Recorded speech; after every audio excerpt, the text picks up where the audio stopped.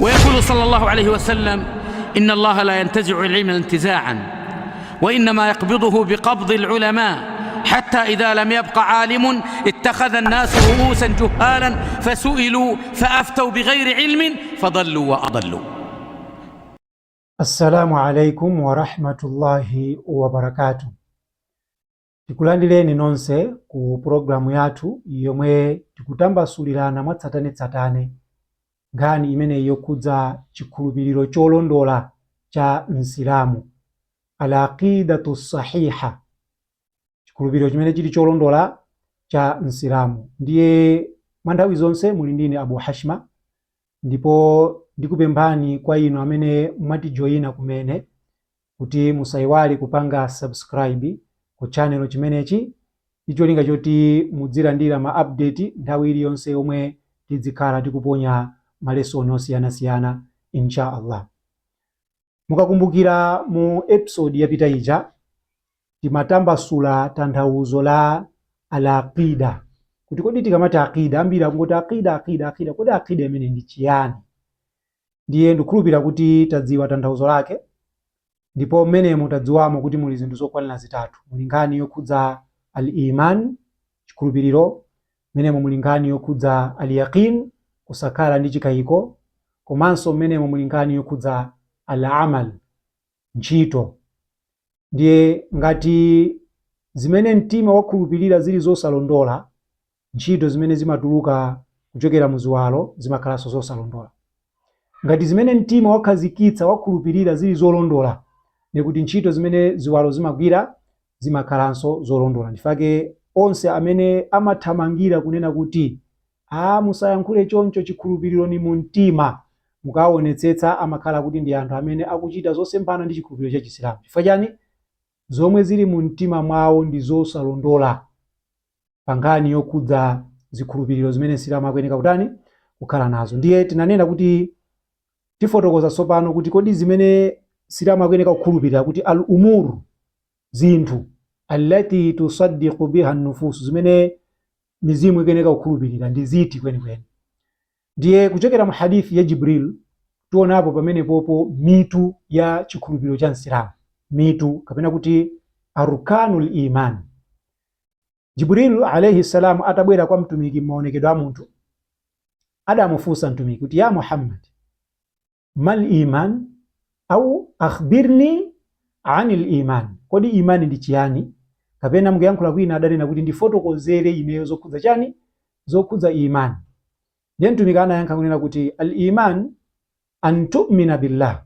Tikamati imani ndiye kuti choyamba ndi kukhulupirira mwa Allah, kuti Allah mawjud, alipo, komanso ndi zina zimene zikugwera pachani, pa chikhulupiriro cha Allah. Wa malaikatihi, komanso kukhulupirira mwa angelo wake kuti Allah adalenga angelo. Wa kutubihi, komanso kukhulupirira kuti Allah adabweretsa pa dziko lapansi pano mabuku kudzera mwa angelo. Ndipo angelo wake tikwadziwa ife ndi awiri amene amabwera kwa atumiki ndikumadzapatsa chani, ndikumadzapatsa atumiki uthenga, amene inshallah tidzafotokoze. Koma odziwika kwambiri mwa iwo anali Jibril alayhi salam, koma amatha kubwera ndi Mikail. Ndiyebe tafotokoza kuti mwina anthu tisawasiye muchani, tisawasiye mmalengalenga. Ndiye kuchoka pamenepo, pambuyo pokhulupirira mwa mabuku a Allah, tikhulupirenso wa rusulihi, mwa atumiki ake. Allah anabweretsa atumiki ochuluka kwambiri pa dziko lapansi pano, amene ntchito yawo idali yowayitanira anthu kumupembedza Allah uja ndi kuwaletsa kupembedza mafano. Pambuyo pake kukhulupirira munthu mwa yaumil qiyama, tsiku la chiweruzo, kuti pali tsiku limene zomwe tikuchita pano pazi Allah subhanahu wa ta'ala adzatilipira nazo, ndipo tsiku limene lindi losakayikitsa. Akuyeneka kuti munthu alikhulupirire tsiku. Pambuyo pake munthu akhulupirirenso mu al-qadar, khairihi wa sharri, zabwino zake ndi zoyipa zake, kuti zonse zimene zimakhala kuti zachitika kuchokera mu chikonzero cha Allah. Ngati nyumba za anthu zakukoloka ndi madzi, zimenezo siku zoti munthu ina alisangamalale nazo, koma zimenezozo ndi zochokera kwa Allah tabaraka wa taala. Ndipo mmene mumakhala kuti muli chani, muli cholinga. Chifukwa chilichonse chimene chimachitika pano pa dunia Allah amachipangitsa kuti chichitike ndi mmene iye akufunira, komanso chimakhala kuti chinthucho chili ndi cholinga.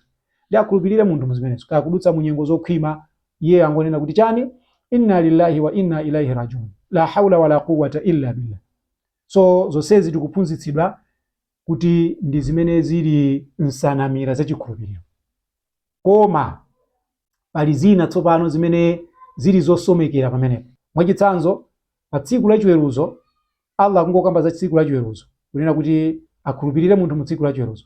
Mtumiki wake sallallahu alayhi wasallam akufotokozanso kuti munthu akhulupirire mu tsiku la chiweruzo. Koma ku tsiku la chiweruzo kuli chani? Tsiku la chiweruzo kuli janna, ku tsiku la chiweruzo kuli jahannam, ku tsiku la chiweruzo kuli as-sirat. Ndiye munthu sakhulupirire mu zimenezo.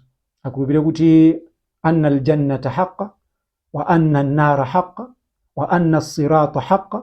Akhulupirire mu zimenezo kuti ndithudi moto ulipodi, janna ilipodi, komanso ka bridge kamene mtumiki kanena kamene kajadi kalipo. China pamene pa munthu akhulupirire mu gawo lonena kuti mtumiki wa Allah sallallahu alayhi wasallam sadalakwitse. Mtumiki wake sadalakwitse, mtumiki anali maasumu. Ndipo wina aliyense posakhala mtumiki wa Allah, wina aliyense posakhala mtumiki wa Allah kapena posakhala atumiki, anthu tonse ndife olakwitsa, opanga ma mistake, timalakwitsa. Ndipo chifukwa chimenecho we are not perfect.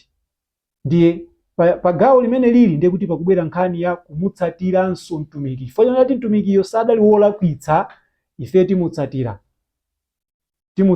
chifukwa man ataa ar-rasul faqad ataa Allah. Aliyense amene wamutsata mtumiki amene wamutsatanso Allah subhanahu wa ta'ala.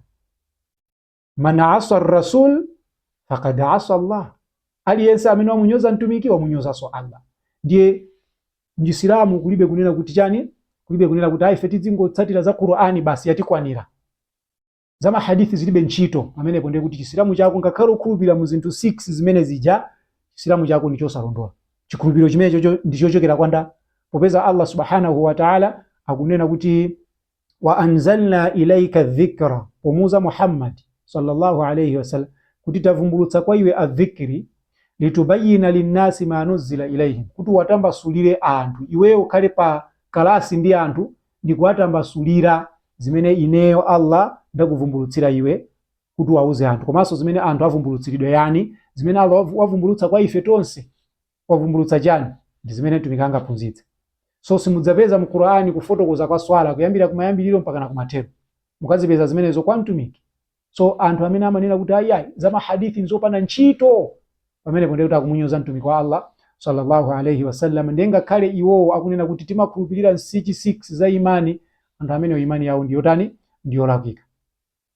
Mmene monso muli gawo lokhudza maswahaba, mtumiki wa Allah sallallahu alayhi wasallam akutsindika za kufunikira kwa maswahaba mpaka na aya idatsika kapena maayati awiri adatsika amene Allah subhanahu wa ta'ala adayankhula kwawo amene amachita nthabwala ndi maswahaba. Alipo mmodzi mwa anthu ku nkhondo ya Tabuki ankayankhula kunena kuti taoneni maswahaba awo amene ali makurau, mimba zawo zofufuma na anthu akunda kudya, ndi anthu amene ali aulesi, nkhondo satha kumenya. Ndiye mmodzi mwa anthu amene anakhala pakagulu kamene anayankhula kunena kuti iwo anama. Ndikamuuza ine mtumiki wa Allah zimene kuyankhulazi. Ndiye munthu chadapita kwa mtumiki nikamfotokozera kuti aujetu tinamva kukunyozera maswahaba ako. Pompo Allah subhanahu wa ta'ala adavumbulutsa aya. Jibril anathamanga ndikudzamuuza mtumiki kuti qul, nena ya Muhammad, abillahi wa ayatihi wa rasulihi kuntum tastahzi'un, kodi mwa Allah komanso maayati ake ndi mtumiki wake ndi zimene mukupanga nazo nthabwala? La ta'tadhiru, palibe sokuchitira mwina. Qad kafartum ba'da imanikum, inuyo mwakanira pambuyo pakukhulupirira kwanu. Kusonyeza kuti maswahaba radhiyallahu anhum si anthu wanyoza, chifukwa ikhtarahumullahu li suhbati nabiyihi sallallahu alayhi wasallam wa naqli dinihi. Ndi anthu amene Allah adawasankha kuti amene wawakhale maswahaba a Muhammad sallallahu alayhi wasallam, komanso kuti afalitse dini ya Allah kuchokera kwa mtumikiyo. Mtumiki waphunzitse ndiye watenge dini akaphunzitse yani anthu ena, kuyambira azikazi yake amene anali maswahabiyati, zimene maswahaba achikazi ankafotokoza makamaka ummahatil mu'minin, Aisha radhiyallahu anha, Hafsa, Salama, Habiba, ndiye na mwayo zimene adatifotokozera ife tizitenga ngati zili zochokera ma ahadithi asahih. Sanene kuti aya ya Aisha ngati mene amayankhulira anthu ena kunena kuti wa ashhadu anna Aishata wa Hafsata fi nnar, kunena kuti ndikuchitira umboni kuti Aisha ndi Hafsa onsewa ali kumoto. Wallahi Hafsa akakhale kumoto, Aisha akakhale kumoto, ndikumazicha kuti ife ndasilamu. Kusonyeza kuti chikhulupironso kukhulupirira mwa maswahaba kuti maswahaba palibe mwa iwo amene ife tikuyeneka timpange chipongwe, kaya amene adali ophunzira kwambiri mwa iwo kaya amene sadali ophunzira kwambiri mwa iwo, onsewo ali ndi daraja yayikulu pamaso pa Allah subhanahu wa ta'ala. So gawo lina muchikhulupiriro cha Islamu ndi kuwalemekeza maswahaba, osawachita phuzo kumanena kuti Abubakari, Umar, Uthmani ndi anthu amene anali otani oyipa kwa basi, analanda udindo umene ali amene kukhala nawo pambuyo pa kumwalira kwa mtumiki. Zimenezozo tiwasire anthu amene akunama muchikhulupiriro chawo. Pa muchikhulupiriro chathu timawalemekeza maswahaba radiyallahu anhum. Mmenemo muliso nkhani yokhudza kukhulupirira za mavuto am'manda. Ngakhale pa zinthu 6 paja palibepo nkhani ya mavuto am'manda, koma m'manda muli mavuto. Mtumiki wa Allah sallallahu alayhi wasallam muswala zake amayankhula kunati Allahumma inni a'udhu bika min adhabil qabri wa min adhabin nar. Adhabil qabri, mavuto am'manda. Ndiye Msilamu amene sakukhulupirira zoti m'manda muli mavuto koma akukhulupirira kuti pali tsiku la chiweruzo, pamenepo zikukhala bwa chikhulupiriro chake ndi chosalondola. Chifukwa chani? Chifukwa chani kuti akuchotsa gawo lina la zimene zazungulira chikhulupiriro cha Msilamu. Msilamu akhulupirire zoti ufiti ulipo, anthu amalozedwa. Msilamu asabwere pa podium kumanena kuti ufiti kulibe, palibe zoti anthu amalozana pa dziko lapansi pano. Chifukwa chani? Akukanira muzimene Allah wayankhula mu Qur'an kuti ufiti ulipo. Wama kafara Sulaiman walakinna ash-shayatin kafaru yuallimuna an-nasa sihr. Solomoni sadali wokanira, amene adakanira adali masatana omwe ankawaphunzitsa anthu asihiri ufiti. Ndi Allah akuchula zoti ufiti ulipo. So iwo zikanena kuti ine ndine Msilamu koma za ufiti simazikhulupirira. Zonsezi tikufotokoza kuti ndi zimene zamanga chani? Zamanga chikhulupiriro cha Msilamu. Ndiye poti zitsanzo zilipo zambiri, ndikusiyani kaye mu episode ino m'manja mwa Allah subhanahu wa ta'ala, ndipo timpemphe Allah kuti adzatikumanizenso mu episode ina yomwe tidzakhale tikufotokozanso zitsanzo zina kuti anthu mukhale ndi chithunzithunzi chakomwe tikufuna kuti tidzilowera ndi kumene tikuchokera. Subhanakallahumma bihamdik nashhadu an la ilaha illa anta nastaghfiruka wa natubu ilaik. Assalamu alaikum wa rahmatullahi wa barakatuh.